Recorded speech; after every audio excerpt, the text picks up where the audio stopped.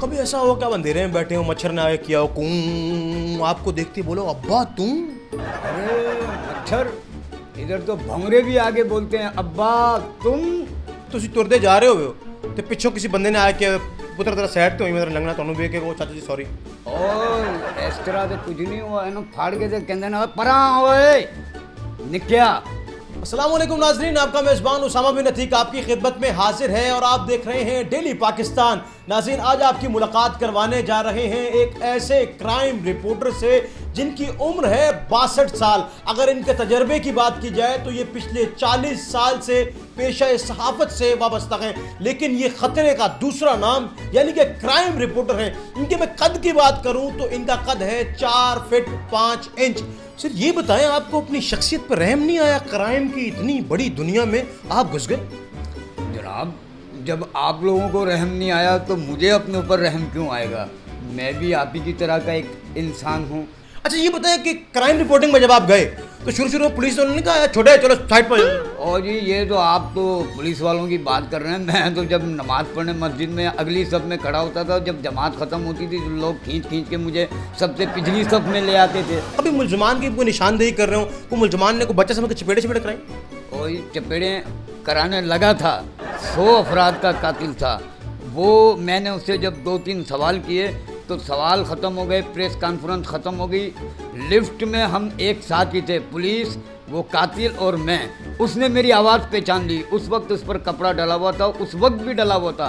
उसने इधर उधर हाथ वाथ मारे कि मैं उसकी झड़प में आ जाऊं, लेकिन शुक्र है खुदा का, इस छोटे कद की वजह से मैं बच गया। वो हाथ ऐसे ऐसे घुमा रहा था तो मैं बच गया चपेड़ों से। अच्छा ये बताएं, खासे आप अपनी गुफ्तगू से आशिक मिजाज भी लग रहे हैं। जी तो इस उम्र में कितने इश्क किए? अल्लाह, मार दिया आपने मेरे सारे जख्म जनाबे वाला, खोल के रख दिए। इश्क के ऊपर तो मेरी इतनी फिल्में हैं कि सिनेमा कम पड़ जाएंगे, क्योंकि आजकल सिनेमा वैसे है ही नहीं। अच्छा ये छोटे कद का फायदा एक है ना, वो कहते हैं ना किसी के काम के बीच में नहीं हो, तो आप बीच में आते ही नहीं होंगे, नीचे से निकल जाते हो। मैं नीचे से ही निकल जाता हूँ, कभी कभी मैं ऊपर से भी गुजर जाता हूँ। ये बताइए कि ज़बानें कितनी जानते हैं आप? बलोची, सिंधी, पंजाबी, मारवाड़ी, गुजराती और जनाबे वाला उर्दू। कोई इंटरेस्टिंग वाकया जो शेयर करना चाह रहे हो आपके, यार वो बड़ा आपको लगता होगा बड़ा इंटरेस्टिंग लम्हा था आपकी पूरी फील्ड के अंदर? एक दफ़ा ऐसा हुआ कि लसानी फसादात चल रहे थे, मुझे कराची से टंडो आजम जाना था, ट्रांसपोर्ट की क्राइसिस थी। मैं हैदराबाद उतरा रात के 9 बजे। 10 बजे एक ट्रेन का नाम जिसे हम कहते थे लुंडा, यानी कि लोकल ट्रेन थी, वो हैदराबाद से टंडो आजम जाती थी। तो मैं जब जाने लगा तो पक्का किला के पास एक सिपाही ने आवाज़ दी जो ड्यूटी पर खड़ा हुआ था, ओए इधर आओ। मैं समझ गया कि अगर ज़्यादा सवाल जवाब हुए तो मेरी ट्रेन निकल जाएगी। मैं गया, उसने मुझे इतना सा हाथ दिया, बोला कौन हो? मैंने कहा जी मैं भंगी हूँ। जैसे ही मैंने कहा भंगी हूँ, उसने हाथ स्पीड से छुड़ाया, अपनी पतलून से हाथ साफ किया और मुझे कहा जाओ दफा हो जाओ। मैंने यूँ अबाउट टर्न लिया और चलना शुरू किया। पीछे से थू की आवाज़ भी आई और मेरी जान बच गई। अक्सर जब आपकी कोई लड़ाई हो जाए रास्ते में किसी से, तो किस तरह वो बचा समझ के छोड़ देते? बच्चा समझ के कोई नहीं छोड़ता जी। जूते खाएं और जूते खाते रहें और जूते खाते रहेंगे, क्योंकि कमज़ोर हैं, छोटे हैं। लेकिन यह है कि कहीं कहीं पे लोगों ने इज्जत बहुत दी हमें इस छोटे कद की वजह से। हमारे माशरे में ये चीज़ बड़ी आम है कि लोग बुरे बुरे अलक़ाबात से नवाजते हैं। तो कभी ऐसा हुआ हो कि इलाके के अंदर अहले मोहल्ला हो, दोस्त अहबाब हो, या कोई और क्राइम रिपोर्टिंग के दौरान कोई आपको कोई जुमला कसता हो या किसी नाम से नवाजता हो, तो वो क्या बोलता है? अरे जनाब, एक नाम हो तो मैं आपको बताऊँ ना, पता नहीं कितने ही नामों से मुझे नवाजते थे। टिंगू, बोना, पौआ, इन्हीं किस्म के अलकाबात से लोग मुझे एले मेला, दोस्त अहबाब नवाजते रहे हैं। अच्छा ये बताइए कि आजकल क्राइम रिपोर्टर्स के बड़े अलग किस्म के ना एक दबदबा होता है, रोब होता है, तो आपकी पर्सनैलिटी को देख के वो रोब और दबदबा कायम रहता है पुलिस वालों पे या मुलजिमान पे? असल में मेरा तरीक़ाकार या जो रिपोर्टिंग का एक तरीका मेरा रहा, उसमें मेरी जो पर्सनालिटी से ज़्यादा मेरे नाम के अंदर अब्दुल वहीद जिलानी, उसमें बड़ा दबदबा और बड़ा रोब है। तो मुझे पर्सनालिटी के रोब और दबदबे की ज़रूरत आज तक नहीं पड़ी।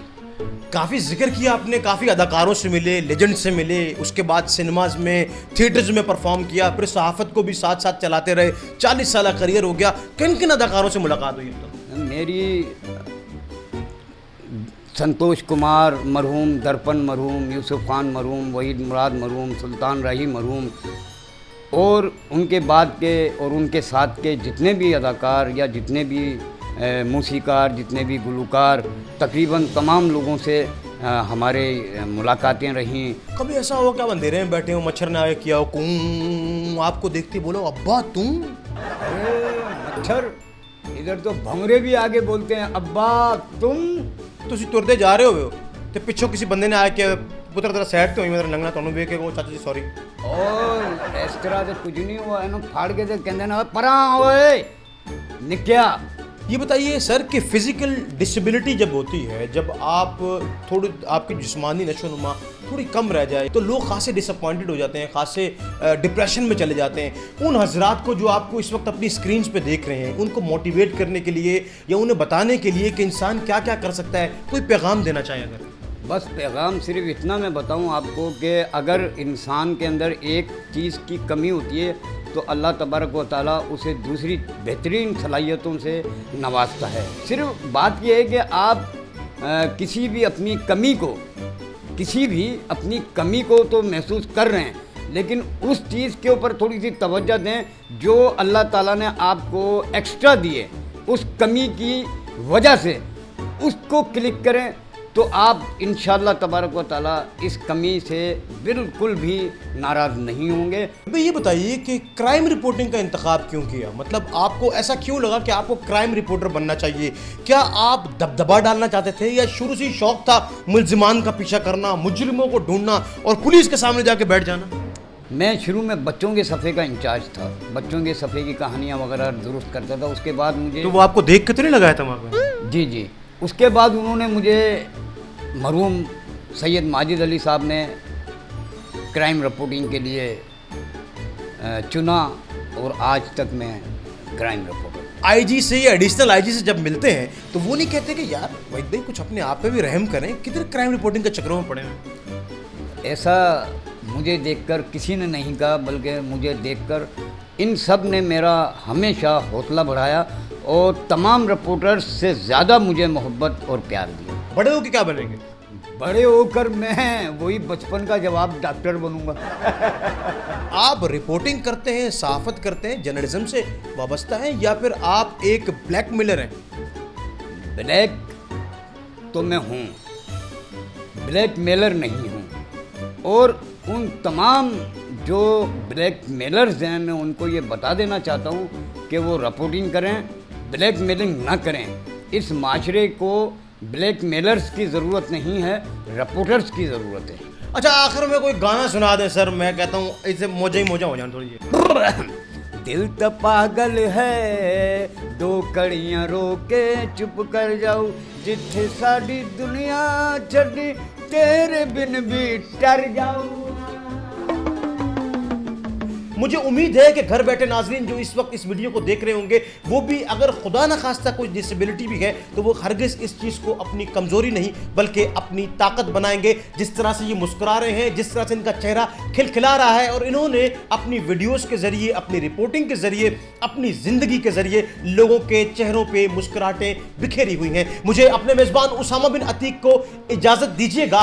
ज़िंदगी ने वफा की, तो आपसे एक बार फिर मुलाकात होगी। तब तक के लिए देखते रहिए डेली पाकिस्तान।